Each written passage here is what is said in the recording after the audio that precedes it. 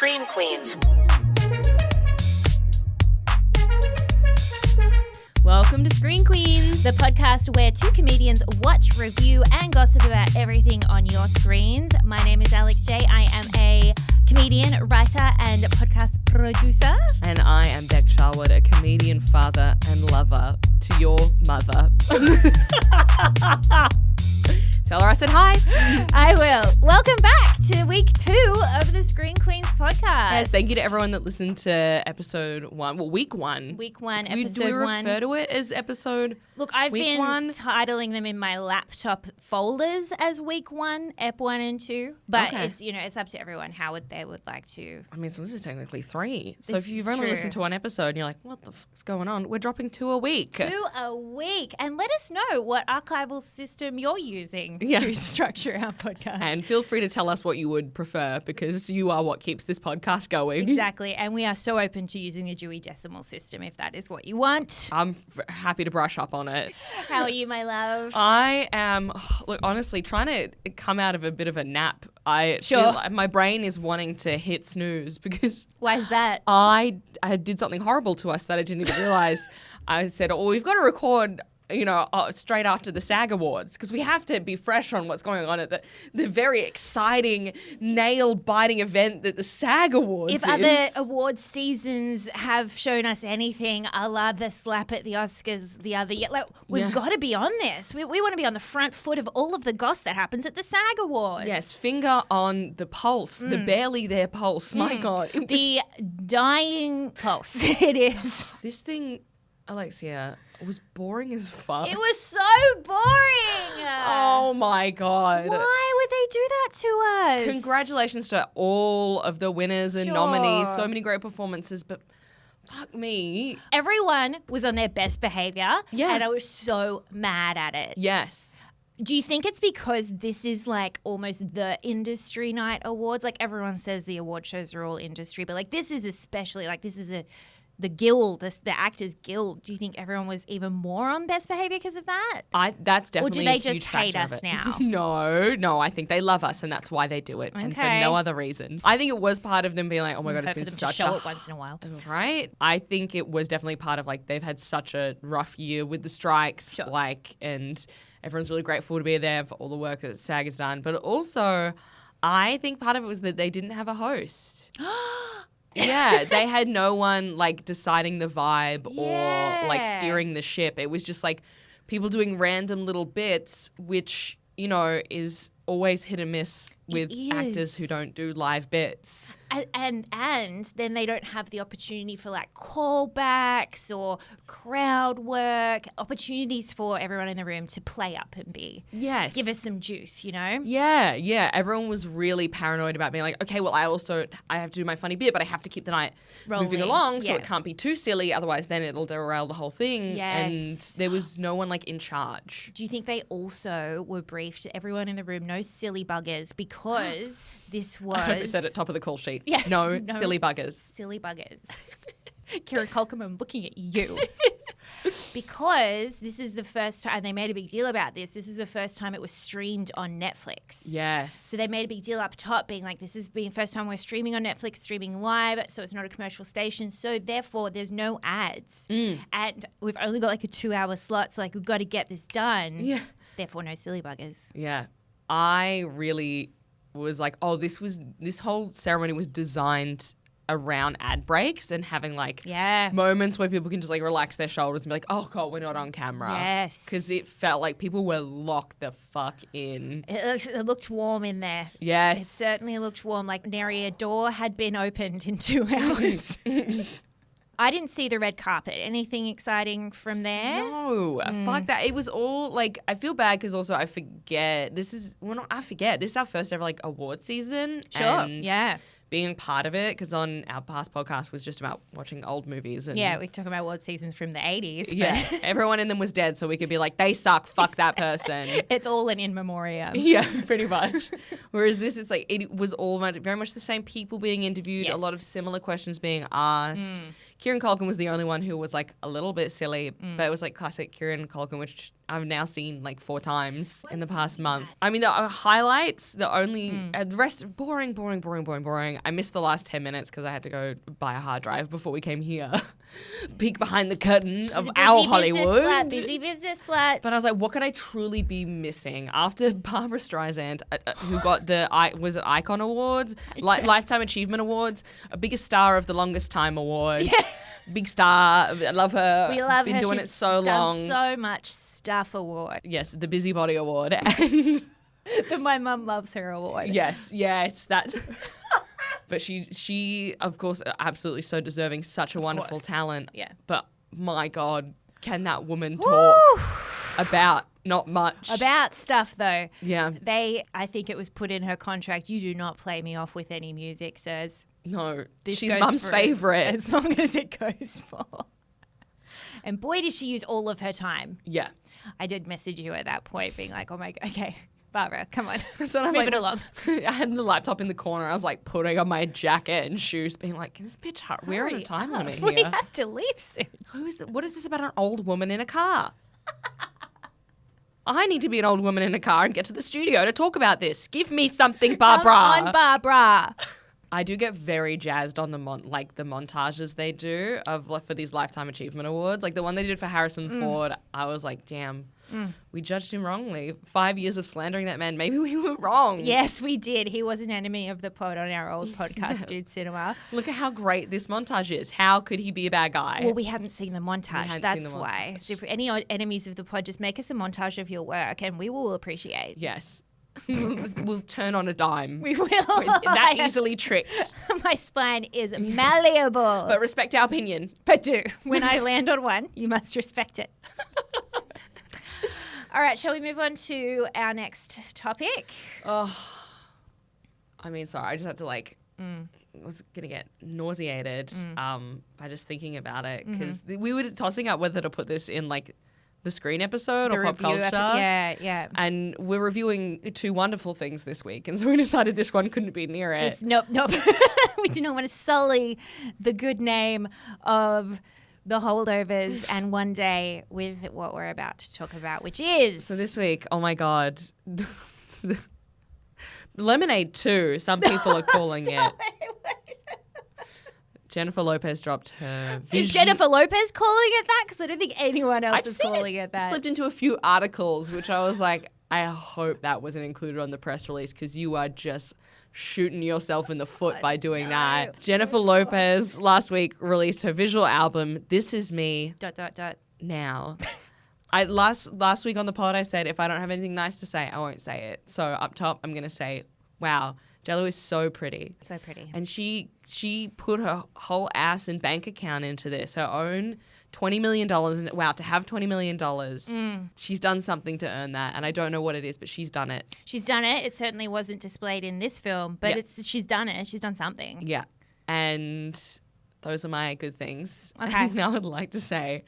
I think we need to throw out the rule if you don't have anything nice to say, don't say it. I did get some feedback on that very quickly from a lot of people being like, That's not what we're here for. You've started a pop culture podcast, and if you don't have anything nice to say, you're just not going to say anything. Do you not know what so this is? Alex hosted podcast and Beck chimes in once in a while. And goes, hey, I don't know. Look, it's self-funded. Self-written, clearly. She didn't direct it. She wasn't credited as a director in the credits scene, but I have to think she was on set right next to that dude the whole time. Dave Myers, who has just done music videos before and short films. Okay, this is which this is neither. What is this? If you had to sum this up, I was hoping you wouldn't ask this. Okay, I'm not even gonna pretend to understand the narrative of this movie. Mm-hmm. There seems to be about 5 different timelines working. Yes. Potentially a few different dream sequences versus reality versus something else. I'm not going to pretend to fully understand the narrative, but basically it's a sci-fi movie. If you were to predict what genre a JLo visual album would fall into, would you have ever thought sci-fi? I don't know. I don't know what I was expecting. I mean, I will say the fact that there was, for a moment, I was like, is this like a dystopian Sure. thing? Which I can get around. Which I was like, wow, that's a higher concept than I thought would happen. Because it opens on like a factory and it feels very like Hunger Games, like very Divergent, vibey. Yes. and everyone's toiling away and So all these mechanical sounds happening. Putting rose petals into this giant heart that seems to be running the factory.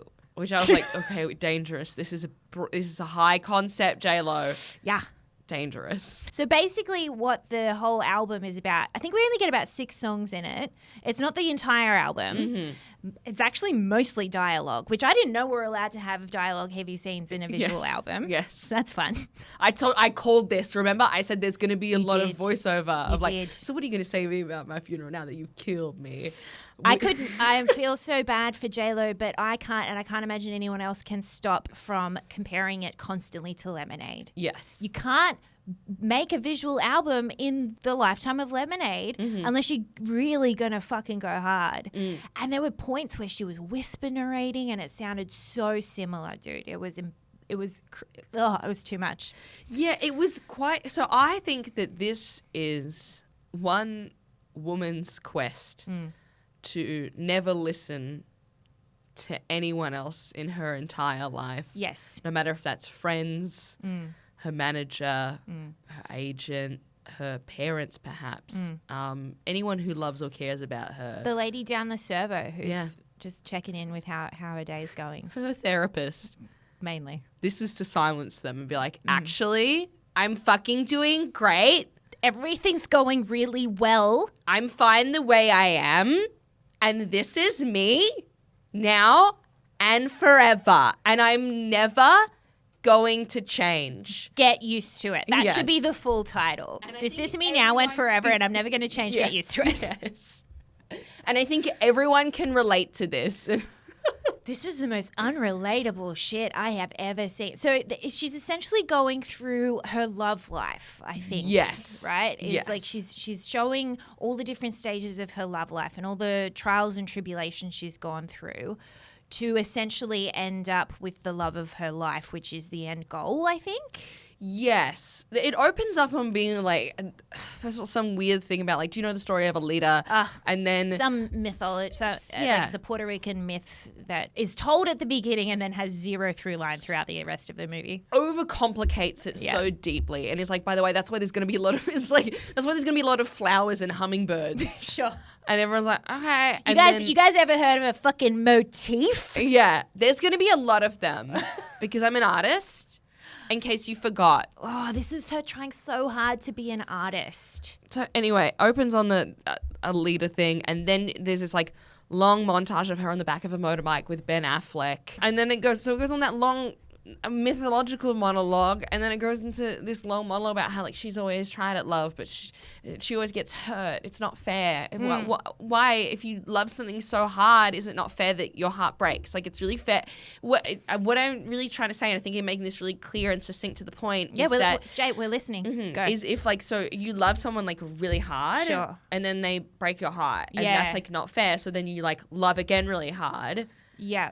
and then they break your heart again, and it's like, okay, what if I just love harder next time, you know? Yeah. That's the problem, is I'm not loving harder. So then I just love again, and then you break up, and then that's like not fair. You know what I mean? I see. So do you understand the concept of making the same mistake over and over again? I've literally never made a mistake. I don't know what you're talking about. Good call. Let's make a movie. I also think it's so crazy. It's so crazy that like the whole time it's her going to therapy. And there's a through line of a therapist. Okay, can I just, bitch, you've never been to therapy.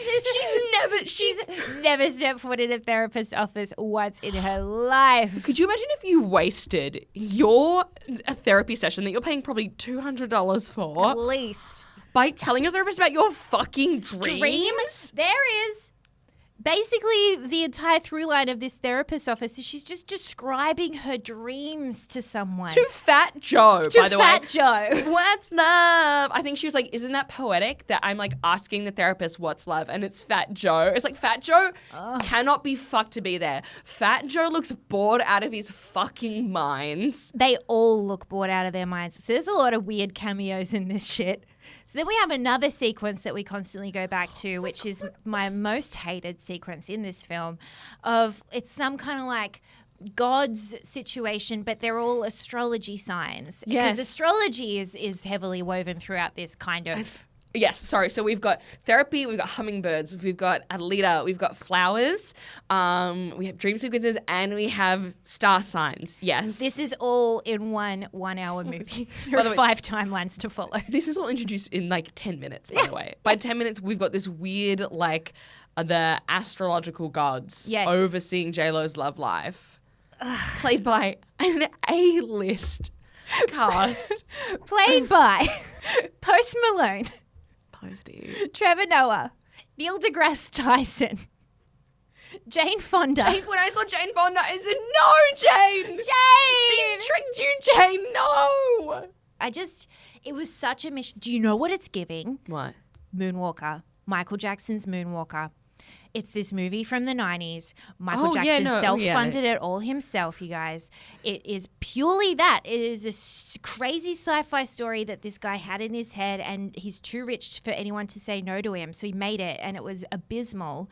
That's what This Is Me Now is. This is JLo's Moonwalker. Yeah, it's just such a, fucked up collage of nonsense that it's like, no, you don't understand that how many people help curate an image. Yes. And have made you the person you are. Don't show people. The trick to being a great celebrity is don't show people too much.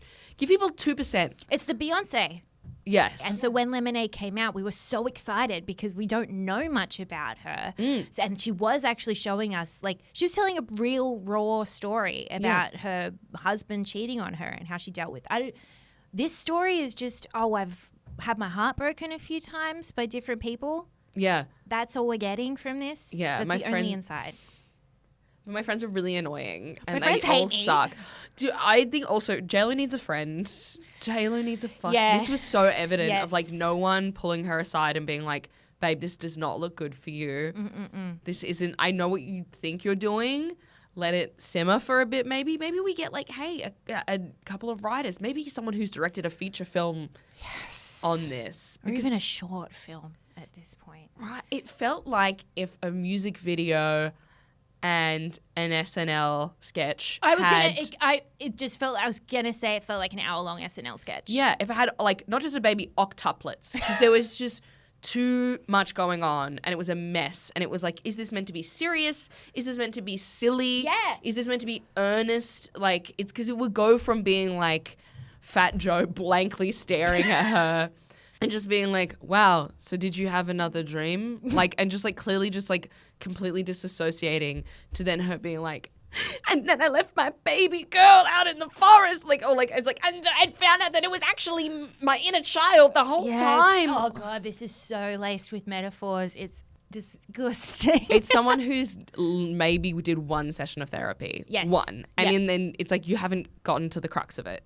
They learned the concept of love languages and they were like, great, let's make a movie. Yeah.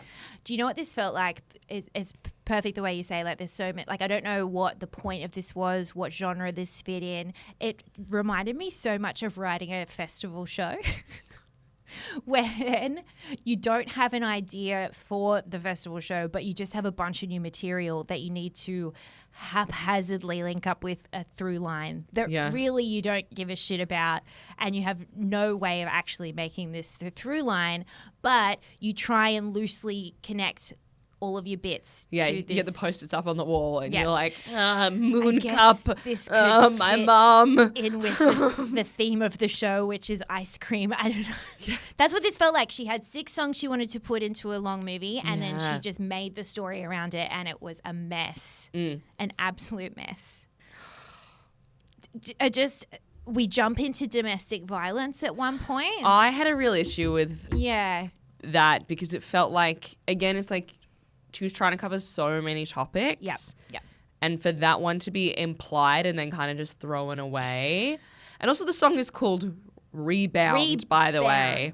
It's not domestic violence. Yeah, it's like, and it's also so Ariana Grande. Like, if you just play me that song and like I had my eyes closed and I didn't know any information about it, I'd be like, oh, this is the demo track someone's trying to send to Ariana Grande to get her to buy this. Because this is just so, it felt so disconnected from anything. I mean, not that I feel like JLo has a very big kind of sense of self.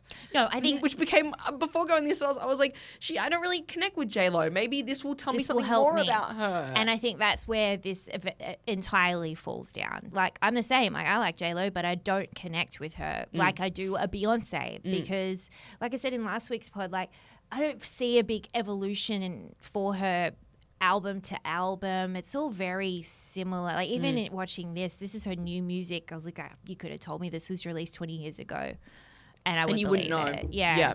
It's all just dance tracks. Like, you can barely hear her sing because there's so much backing. Like, and this was her grab to suddenly try and relate to her audience. And it was just so out of pocket. It was so unrelatable. Because she doesn't, like you said, she's never stepped foot in a therapist's office, so she doesn't know how to self-reflect. Yeah. So then what do we have to connect to? Yeah. There's nothing. It's all surface shit. Like the fact that, so is she implying that one of her relationships was physically abusive? That's huge. If she's ready to delve into that, do. But she didn't. Yeah. It was just a music video where some guy's trying to bash her, and we don't touch on it again. Yeah. We learn nothing from it. It's... And then she's at like a sex addicts anonymous meeting. My God, can we talk about how, okay, that was, I think, to me, where I like had to stand up, and so many times during this, I had to stand up and like walk around the room and just like not make eye contact with the screen. It was because I was embarrassed. It's, she goes into group therapy for Sex Addicts Anonymous, which her friends have an intervention with her and are like, hey, bitch, we still love you for we don't know what reason. You've been married 4 times and we think like a year. That's a problem. Yeah, literally in like a year. And she goes into group therapy, and if anyone ever walked into group therapy like this, you'd be like, I have to find a new group. This is not for me. Musical theatre energy starts to be like, where do I begin?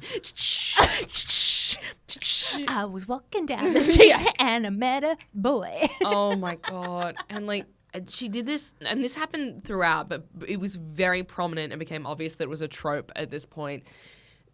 How people started dancing in this. So it would be like, a regular scene. She's going to group therapy, and she's like, where do I even begin about my life? And she'd start like singing, and then people would do this like freeze thing. And then they would, hold on, let me get away from the microphone a little bit for this one. I love it. They would go like, oh my God, that's it. Like, it was like every single time it started the same way of someone looking like it's like, oh, that person's having a seizure. Oh no, they're dancing. No, they're dancing. They're dancing. What do you call that? But it was very, this is so specific. And if this reference hits, I'll be amazed. Did you ever watch that show? It came out I think it was like 7 years ago, called The OA on Netflix. This was like when everyone started getting Netflix. This blew up, and it was this weird show where people did this style of dance in it. And it was like every single time I was like, oh, they're doing the OA. No, that's just how they're starting a song again. And it happened so many times over and over. I was like, can we do something? Can we start it different? Because it's so musical theatre. It's so musical theatre, and like, JLo's an excellent dancer. She's an excellent performer, great dancer. So pretty, great dancer, so wealthy. Her husband is awesome. We love him. Very happy for them. I love Ben Affleck from way back, but he's a complicated man. That's the thing as well, as like the end game love story for this movie is Ben Affleck. Yeah. Really? Yeah. Is that what we're all celebrating at the end of this? You pointed out last week that he has a phoenix rising from the ashes tattoo on his back, and it's horrific. Cannot unthink it. Oh, there's this one. You don't see it in photos very much. They cover it up, but there's one photo of him on the beach looking out on the ocean, just contemplating all the Dunkin' Donuts orders with his big fucking tat on his back. Were you a little disappointed that he wasn't in this? Big time. Yeah. Yeah. Yeah. I mean, Do you think that was a choice? well, I was shocked too. And then I started doing a little bit of research, and it turns out he is in more. And it turns out that actually, Alexia, only 2 parts of this 3-part project has been revealed. In fact, great news. What? Great news. What? You're going to love this. What's the More? This week, a documentary called The Greatest Love Story Never Told.